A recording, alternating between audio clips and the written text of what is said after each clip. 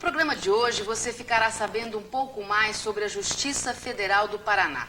Vamos conhecer detalhes sobre o processo de interiorização da Justiça, saber também como está a implantação do processo eletrônico, enfim, conhecer o relacionamento da Justiça Federal com a sociedade paranaense. O Justiça na TV está começando agora.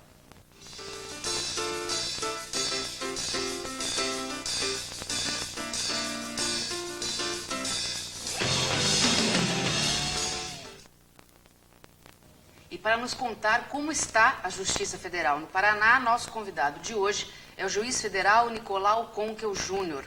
Dr. Conkel graduou-se em Direito pela Universidade Federal de Rondônia no ano de 1993. É mestre em Direito do Estado pela Universidade Federal do Paraná e ingressou na carreira de juiz federal no ano de 95. No dia 4 de julho deste ano, foi empossado no cargo de diretor do Foro da Justiça Federal do Paraná e hoje conversa com a gente. Dr. Conkel, muito obrigada pela sua participação aqui no nosso programa. No seu discurso de posse, na direção do Foro, o senhor destacou que uma das suas prioridades, as prioridades na sua gestão, seria a aproximação das varas federais do interior do Estado com as varas da capital.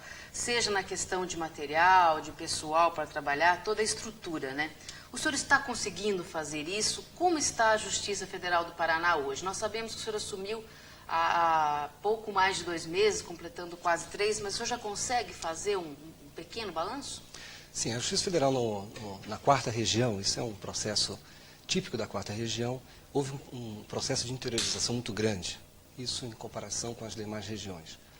E para poder acompanhar esse processo de interiorização, precisamos também de um processo de atendimento dessas varas do interior. Porque toda a administração da seção judiciária fica concentrada na capital. E o interior se sente de alguma forma abandonado, porque existem todas as dificuldades de acesso a determinadas compras e resolução de pequenos problemas. Então, a capital precisa de atenção, obviamente. Mas, pela proximidade, os atendimentos são muito mais fáceis, o que não ocorre no interior. Daí a preocupação da direção do Foro em fazer esse atendimento especial no interior. O senhor está conseguindo fazer isso? Sem dúvida. Minha primeira atitude foi fazer uma viagem pelo interior, fazer uma radiografia. E o que o senhor viu? A Justiça Federal está muito bem instalada. Raros casos de circunscrições que nós encontramos alguma dificuldade de instalação, mas, de um modo geral, nós temos uma boa instalação no interior. Claro, a tendência é melhorar, e a Justiça Federal cresce, é uma característica da Justiça Federal. O processo de expansão é muito grande. Eu, no meu discurso de posse, ressaltei que há 10 anos nós tínhamos uma estrutura com 2 varas no interior e as demais na capital. Hoje nós temos 47 varas, sendo 27 no interior. Então veja que o interior representa hoje muito mais do que a capital em termos de estrutura. Certo. O que o senhor diz é uma boa estrutura. O senhor está se reportando a questão de pessoal também, estrutura física, tudo? Não. A Justiça Federal conta com uma boa estrutura material. Material? Sim, sem dúvida. Tem boas acomodações, móveis novos, em regras, instalações físicas de imóveis também são muito boas. Temos muita dificuldade em relação ao pessoal. Nós temos uma estrutura muito pequena para atendimento de vara, e a parte administrativa também tem suas dificuldades, mas a parte de pessoal realmente nós temos bastante dificuldade. O senhor parece estar bem otimista. Não, claro, assumindo um cargo desse, 3 meses ainda não foram suficientes assim para claro, causar um desânimo. Pouco tempo. E nem causará. Agora, uma outra prioridade que o senhor destacou também é promover ações de solidariedade junto às instituições carentes. Sim. É isso? O que o senhor quis dizer, na verdade? Na verdade, é um projeto do presidente do tribunal, é uma pessoa muito preocupada com a questão social, da proximidade da Justiça Federal com a sociedade e também com as pessoas que mais dependem dela e também dos despossuídos. E existe todo um projeto do tribunal de implementação dessas políticas de aproximação da Justiça Federal com a sociedade. Então isso já vinha sendo realizado? Sim, quando eu falo da presidência do tribunal, é a gestão que hoje está. É uma política do Dr. Vladimir, é uma pessoa muito preocupada com a questão social, faz parte da história, da vida dele. E também temos na Justiça Federal do Paraná também uma tradição de uma preocupação com os problemas sociais. Então, estamos a caminho de um processo de criação de 2 sistemas. Uma, a Justiça Federal vai à sociedade prestando seu serviço, e outra, a sociedade também prestando serviço à Justiça. No primeiro caso, tem um caso de responsabilidade social, onde servidores e magistrados poderiam, de alguma forma, atender a alguns problemas que enfrenta a sociedade. E outra é a sociedade também podendo participar desse nosso trabalho. Esse seria o caso do voluntariado. Existe já um processo encaminhado no tribunal para que pessoas ingressem na Justiça Federal, obviamente, gratuitamente, para que prestem alguns serviços da Justiça Federal. E a nossa responsabilidade social é fazer com que os magistrados e servidores possam dar sua contribuição, que não seja meramente aquela contribuição do serviço que já presta, em prol da sociedade. Agora, voltando um pouquinho todo esse processo de aproximação, o senhor acha que hoje em dia a população tem a exata dimensão do que é a Justiça Federal, o que ela faz no dia a dia, o que ela julga?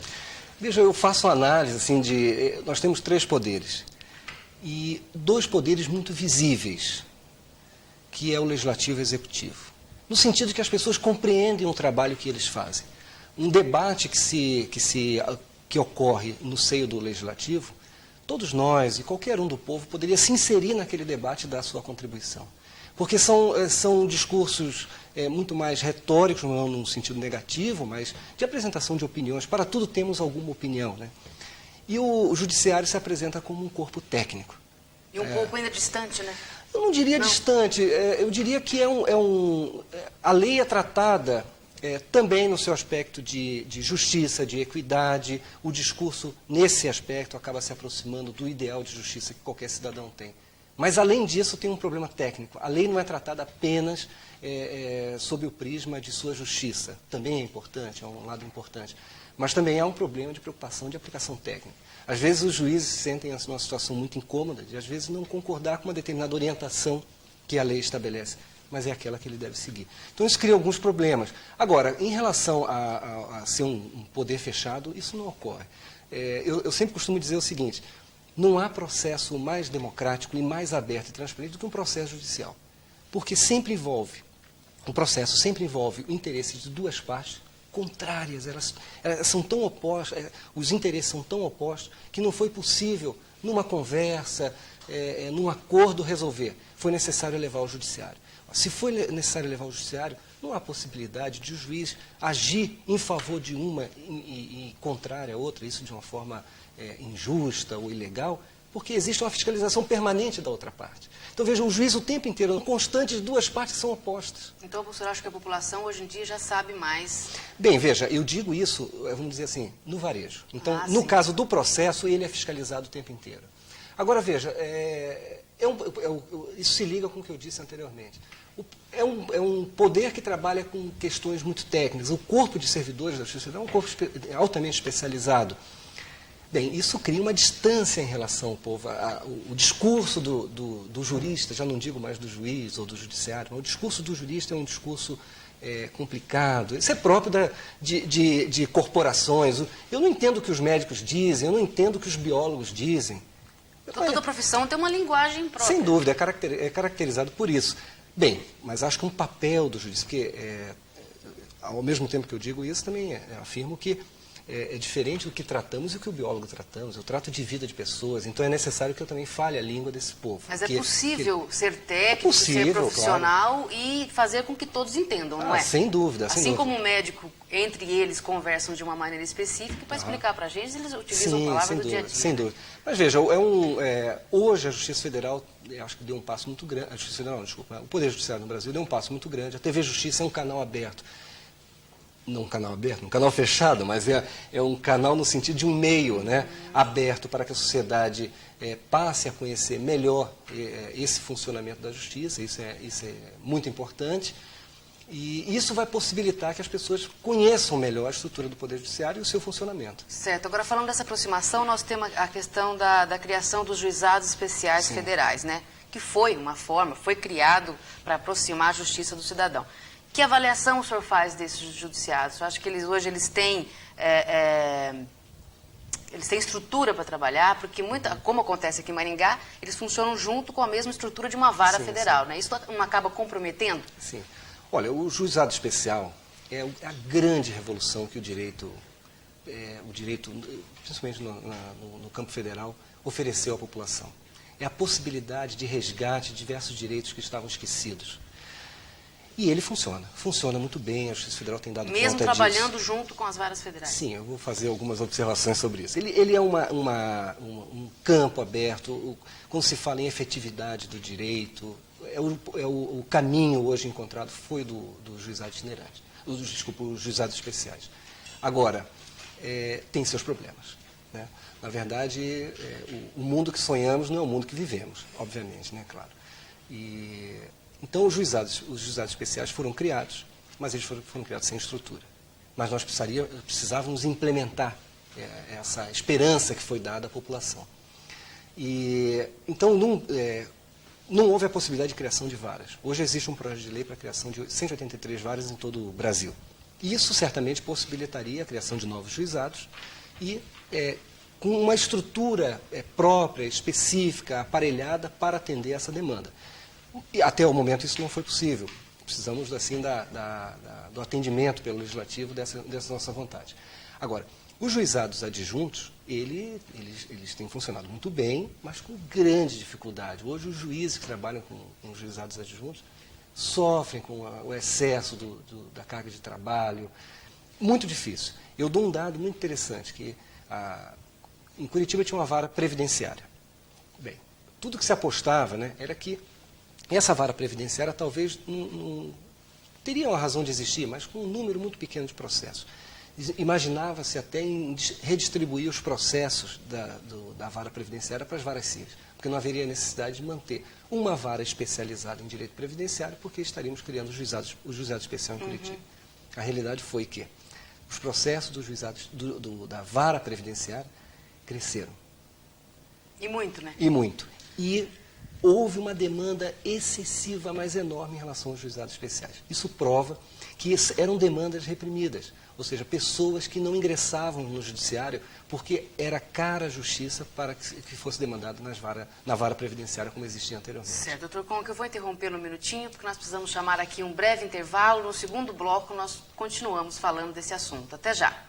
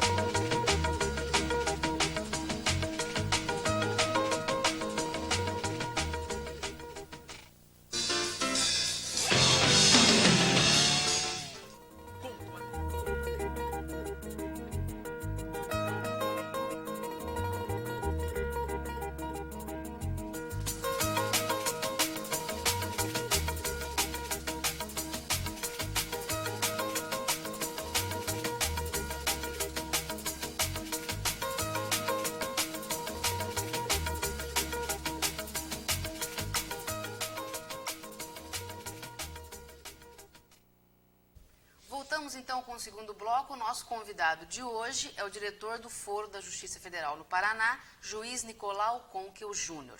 No primeiro bloco, o senhor tocou bem rapidamente na questão dos juizados itinerantes.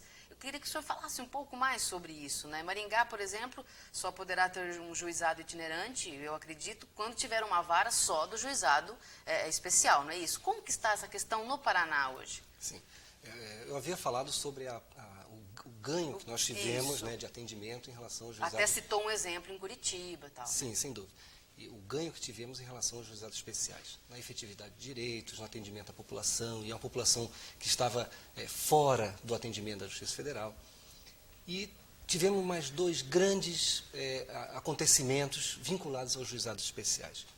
O primeiro é isso que você me fala em relação aos juizados itinerantes. E o outro é o chamado processo eletrônico. Em relação aos juizados itinerantes, na verdade, é uma criação dos juízes, é uma ideia que foi trazida pelos próprios juízes, não é uma imposição legal, de possibilidade de criação de quase que um posto avançado da Justiça Federal em algumas cidades. E a avaliação para a criação desses juizados especiais é a demanda de algumas cidades, que é muito maior que outras, em relação a demandas de natureza previdenciária. Então o juiz percebeu que uma determinada localidade fazia com que diversas pessoas procurassem o juizado especial naquele local em que ele estava instalado. Bem, a ideia dele foi que, como essas pessoas são pessoas carentes, geralmente são pessoas aposentadas, com um valor de benefício muito pequeno, a ideia era que a Justiça Federal fosse até essa cidade e, num dia determinado, fizesse as audiências e sentenciasse esses processos imediatamente nesse dia. Bem, a partir dessa ideia, né, foram criados alguns juizados itinerantes, que é o caso que nós temos em relação a Londrina, em Apucarana e Rolândia. Estão funcionando? Estão funcionando. E Londrina tem o juizado especial, uma vara do juizado especial. Mas veja que Campo Mourão já propõe a criação de um juizado em Vaiporã. Então veja que não há necessidade que haja uma vara de juizado especial para que isso seja criado. O senhor está falando no caso específico, então, de Maringá, como eu perguntei. Isso. É possível ter itinerante sem ter uma vara específica? É possível, específica? claro, é possível. Está caminhando para isso aqui? Veja, na verdade, há um complexo de dados que precisam ser levados em conta, porque também não adianta criar um juizado itinerante quando o juiz está assoberbado de processo no local onde ele trabalha, porque isso importa no deslocamento dos juízes e servidores até esse local nesse dia, com prejuízo também para o trabalho que ficou na sede. Então, isso tem que ser avaliado, obviamente, né? Mas há possibilidade de criação. A nossa esperança, na verdade, é que o projeto de criação das varas seja aprovado e que nós possamos instalar em Maringá um juizado especial, mais uma vara do juizado especial, e que eles não fiquem mais adjuntos. Porque quando se cria um juizado adjunto, significa que aquela vara fica responsável não só pelos processos do juizado especial, como também dos demais processos. Isso com um prejuízo muito grande para os processos do juizado especial, porque aquela vara também precisa atender aos demais processos. Agora, o senhor falou rapidamente do processo eletrônico, né? Como está os chamados aí autos virtuais? Eles estão julgando o quê? Só questão de previdência ainda? Só questão previdenciária. Veja, até o próprio juizado especial, quando foi criado, ele foi criado para atender a todas as demandas. Mas a própria lei percebeu a dificuldade que seria a criação imediata de juizados para atender a toda espécie de matéria. E possibilitou a delimitação do juizado especial para algumas matérias. A opção da Justiça Federal da 4ª Região, uma opção tomada pelo tribunal, era que essa matéria ficaria reservada aos processos de natureza previdenciária. Bem, a partir disso, houve uma ideia, isso a partir de um projeto que foi o tal do peticionamento eletrônico, que era o advogado poderia mandar a petição por e-mail, seria um meio muito fácil de remessa de petições, mas ele era circunscrito a isso. Chegando na localidade, aquele peticionamento eletrônico era transformado em um processo. Isso é que ocorre também em São Paulo e ocorre também no Distrito Federal. E é claro que acaba agilizando tudo, né? Sem dúvida, mas o projeto desenvolvido pela 4ª Região é um pouco mais audacioso, porque ele não possibilita a criação de autos. Ele não forma autos. Todo ele, do início ao fim, do início da demanda, à prestação jurisdicional final, tudo é feito eletronicamente. Então, hoje nós temos, são 4 cidades, porque ainda é um projeto piloto, Londrina no Paraná, Florianópolis e Blumenau em Santa Catarina e Rio Grande no Rio Grande do Sul. Então, ali o advogado ele precisa se cadastrar previamente, mas ele peticiona diretamente no juizado, só em matéria previdenciária, e ainda também delimitado algumas matérias de natureza previdenciária.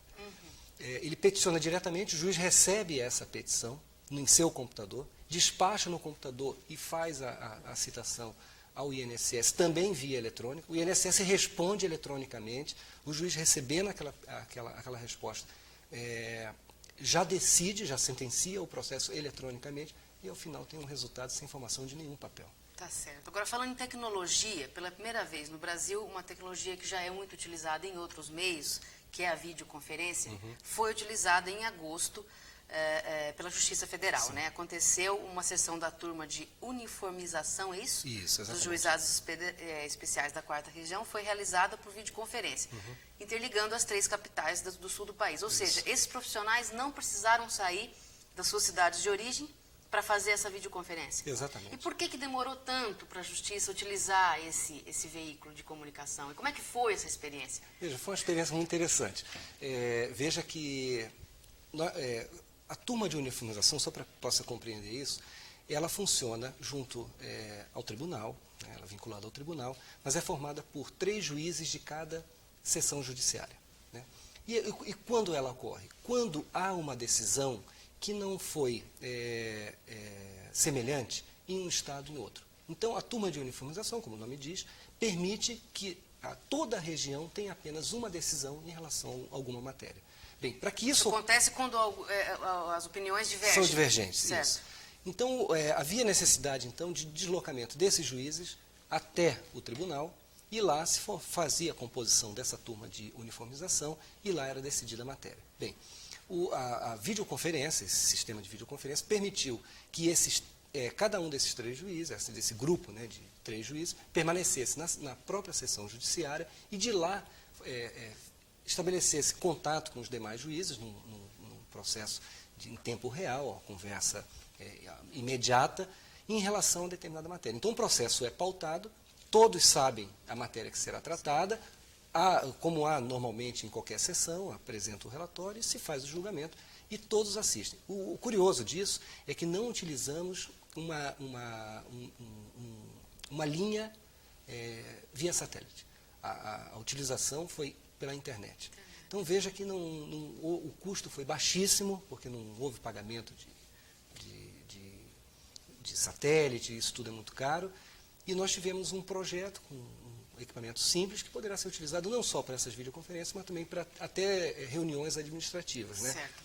Agora, Troncoco, infelizmente nosso tempo está aqui Claro. acabando, já estão me avisando, e eu tenho uma pergunta que eu preciso fazer para o senhor. Como está a questão do Tribunal Regional Federal do Paraná? Que fase que está a implantação? Nós vamos ter mesmo? É uma decisão política, é técnica?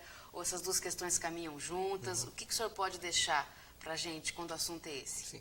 Não, decisão técnica. Técnica, puramente técnica? Não, e uma decisão política também. Veja, todo esse processo significa uma necessidade de afirmação do Estado, né? O Estado do Paraná, até coincidentemente, passa pela comemoração dos seus 150 anos de autonomia, né? Foi quando foi criada a província, né, do Paraná, em 1853. E agora é um processo Seria também... um bom momento, né, para consolidar isso, né? É um momento há várias coincidências aí que permitiriam isso, né? Mas, na verdade, é um projeto assim, encampado pela sociedade paranaense de criação desse tribunal e tem suas necessidades, assim, existem razões para isso, né? Mas as razões são de natureza política. Obviamente que o técnico instrui tudo isso. Mas a decisão, e a decisão será política, obviamente, é um projeto de emenda constitucional. Mas o senhor acha que a decisão vem quando? Não sei, não tem político. Não né? tem como dizer. No campo político não se estabelece datas, né? Isso é uma coisa muito complicada, né? Mas uma informação, ele já passou pelo Senado, houve aprovação no Senado, e agora caminha para a Câmara para apreciação. Não sei quando. Dr. Conco, muito obrigada mais uma vez pela sua participação aqui no nosso programa. Foi muito bom contar com seus conhecimentos. Eu que agradeço. A Justiça Federal do Paraná está sempre à disposição da TV Justiça. Muito obrigada. Obrigada a você também que até agora acompanhou mais esta edição do programa Justiça na TV. Lembrando que o nosso contato é justiçanatv@bol.com.br. Você pode encaminhar sugestões ou críticas ao programa. O Justiça na TV é o Judiciário Paranaense na TV Justiça. Até a próxima.